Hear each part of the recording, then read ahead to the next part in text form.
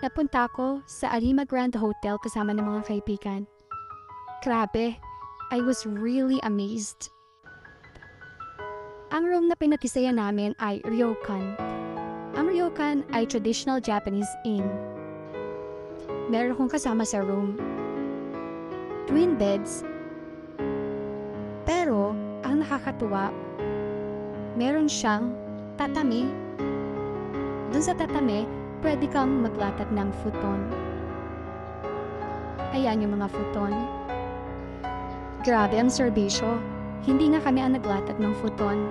Nung gabi, mayroong napunta na 2 staff na makatulong na nilatag yung futon. Nakakatawa silang panoorin sa kanilang paglalatag ng futon. Very synchronized, very careful. May chairs and tables din kung gusto mong gamitin. Dun sa aming room, aside from the beds and futon, meron siyang parang living room. Yan, may living room. Very spacious. 2 ang television. May fridge. At grabe, ang view sa labas.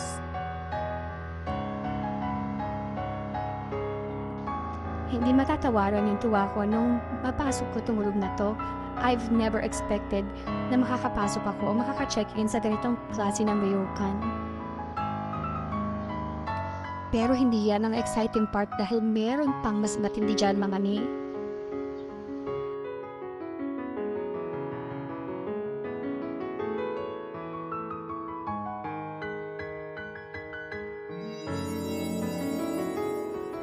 May sarili kaming kinsen or gold spring sa aming room.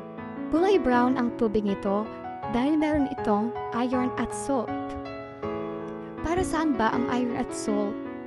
Ito ay maganda para sa skin healing and it's also good for keeping your body warm.